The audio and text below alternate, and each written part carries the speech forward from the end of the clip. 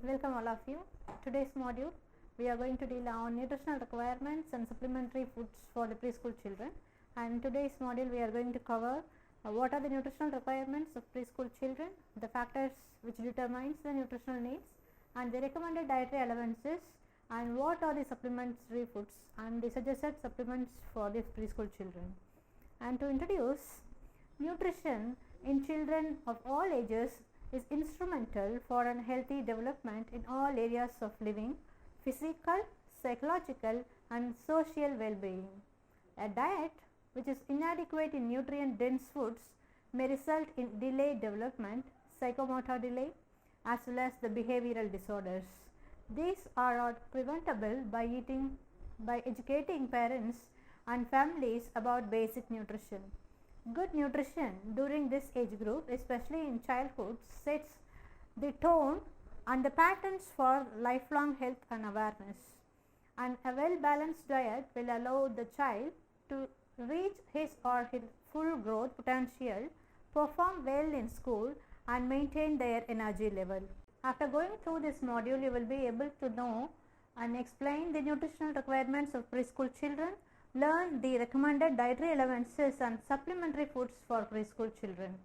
And as an introduction, let's start with the nutritional needs of preschool children. First and foremost, the major nutrients that comes as carbohydrates, protein and fats. When talking about the carbohydrates or the energy requirements, the energy requirements for preschool children increases as the child grows older. For example, an 1 year boy or 1 year old girl requires 1165 calories per day, whereas a 1 year boy needs 1230 calories per day. A 4 year old girl requires 1545 calories per day, where about a 4 year boy needs more than that, that is at least 1700 calories per day. When it comes to the fat requirement, the low fat diet for children can result in insufficient energy. Fat is a concentrated source of energy, fat soluble vitamins and essential fatty acids. Fats also makes food more palatable, and a diet with adequate amounts of fat enables the children to take in energy in a limited volume of food, as they have a small stomachs and cannot eat the large volumes. It is necessary to educate parents, particularly that low fat milks and low fat foods are not suitable for the young children. And the next nutrient what we are going to discuss is about the fiber. Fiber foods are bulky, and young children with small appetites who are offered a diet high in fiber may not ingest or intake adequate energy. Phytate, especially a substance associated with cereal fiber, can bind with and prevent the efficient absorption of certain minerals such as calcium, phosphorus, iron, copper and zinc. Children who may be eating sufficient amount of these minerals but are consuming too much fiber may actually they become deficient in these minerals because of the phytate content. Dietary fiber should be encouraged but not excessively so in small children.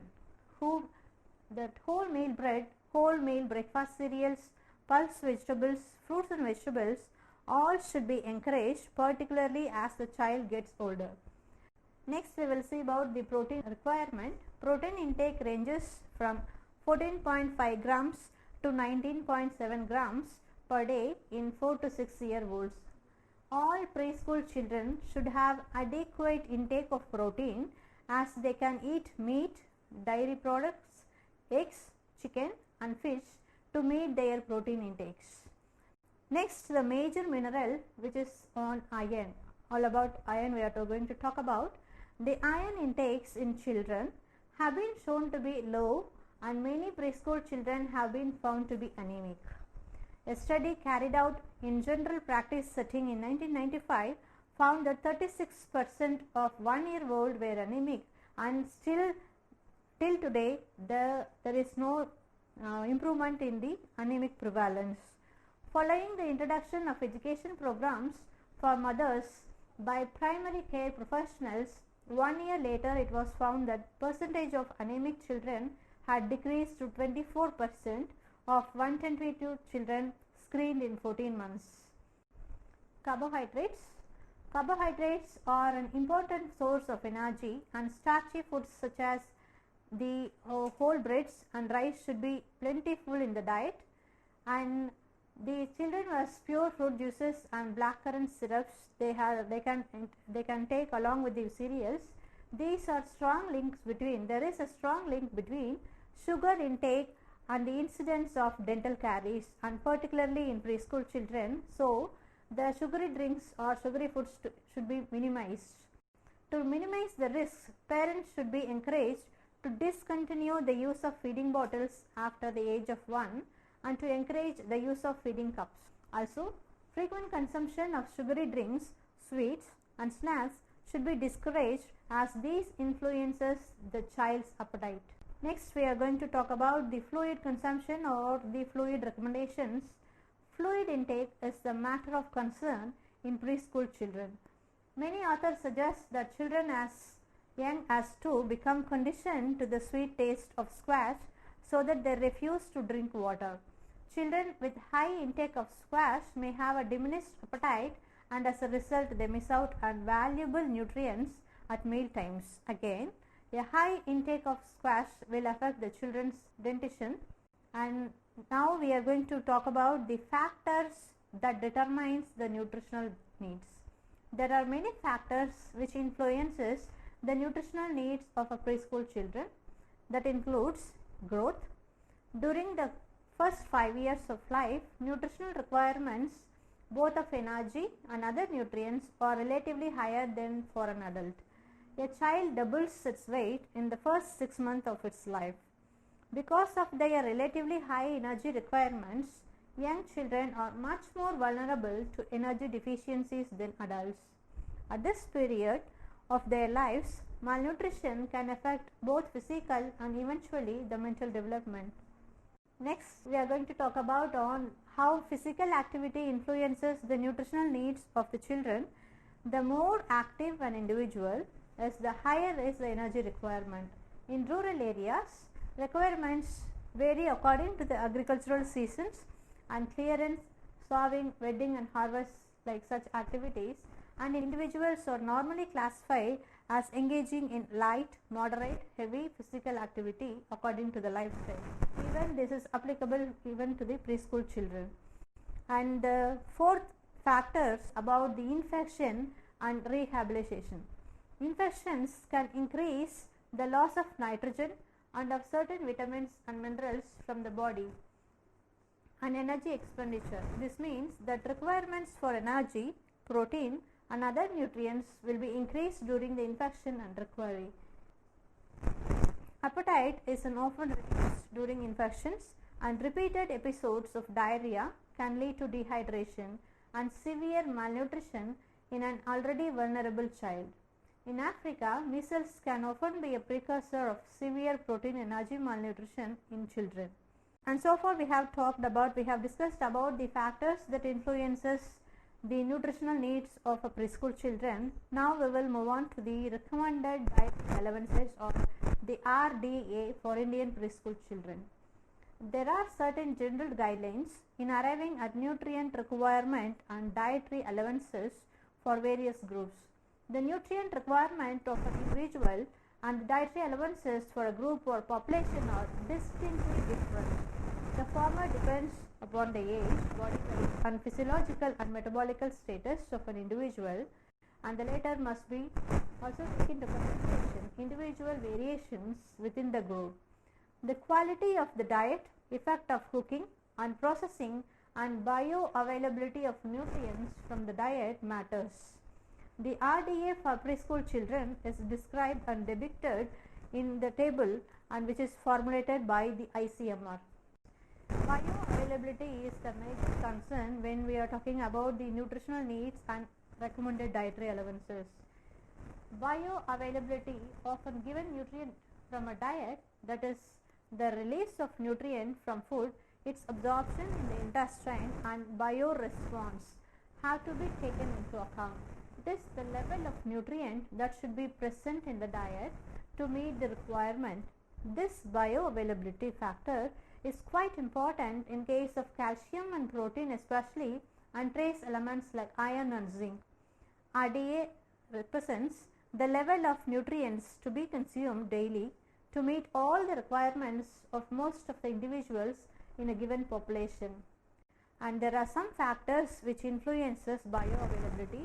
Some factors may enhance the bioavailability and some factors will induce the bioavailability. The first step in making the nutrient bioavailable is to liberate it from the food matrix and turn it into a chemical form that can be bind to and enter the gut cells to pass between them. Collectively, this is referred as bioaccessibility. In addition to the bodily means of mastication and enzyme action, the digestibility of food matrices, especially of plant foods, is aided by cooking or pureeing of the food. For example, whereas raw carrots and spinach are the good sources of dietary fiber, cooking them allows the human body to also extract much larger fraction of carotenoids contained. Minerals and other nutrients exist in different chemical forms in the food, and this can influence the bioavailability. The classic example is iron. In general, we talk about two types of dietary iron. One is heme iron, another one is non-heme iron. The heme iron is found only in meat, fish and poultry, whereas the non-heme iron occurs in the foods of plant and animal origin. Once it is released from the food matrix, the heme molecule acts like a protective ring around a central iron atom. Thus, it shields the iron from the interaction with other food components, keeps the iron molecules soluble in intestine and is absorbed intact through a specific transport system on the surface of gut cells. In contrast, non-heme iron is poorly absorbable under intestinal conditions and easily affected by other components of the diet. Therefore, only a small fraction is taken up by the cells in case of plant iron. Sometimes, vitamins and minerals are added to the foods to increase the nutritional value. A process fortification increases the bioavailability of foods. In case of B vitamin, folic acid, which is often added to the breakfast cereals, flour and certain spreads, this added folic acid usually is more bioavailable than the naturally present in the food. Commonly referred as the dietary folate, the naturally occurring folate is referred as dietary folate. It does not mean that one should only consume foods fortified with folic acid, but rather that natural dietary sources such as green leafy vegetables can be complemented with foods fortified with vitamins to ensure that individual requirements are met. Meat, fish and poultry, while containing a highly bioavailable iron themselves, are also known to enhance the absorption of iron from all foods. Although this meat factor has yet to be identified, an influence of the muscle protein has been suggested. Vitamin C is also a strong helper, being able to increase the iron absorption by 2 or 3 times. This means, for example, having a glass of orange juice with a bowl of breakfast cereal helps the body to use more of iron from the cereal. Now, let us move on to the chapter that is about the supplementary foods. We should know about what are those. What are the supplementary foods? A dietary supplement is either intended to provide nutrient in order to increase the quantity of their consumption, or to provide non-nutrient chemicals which are claimed to have a biologically beneficial supplements. This module we have just seen or discussed about what is the ICMR recommendations. Indian Council of Medical Research recommends on the recommended dietary allowances for Indian preschoolers. And without proper nutrition, the child will have a difficulty in learning in school, and they exhibit a poor behavior and be sluggish and have limited energy, or on the opposite side tend to be hyperactive. So, we have to be we should concentrate on, nowadays we are having the burden of communicable as well as the non-communicable diseases. The children may struggle with obesity, or else be malnourished and fail to thrive. It can affect their sleep patterns, their social development, and their ability to focus and understand what is expected of them from them. The list is endless but boils down simply to their ability to function. Having a good knowledge on the recommended dietary allowances, it is the responsibility of the parent and caretaker to provide the nutrition to the growing preschool children to ensure a better quality of life in their later adulthood and adult life. Thank you.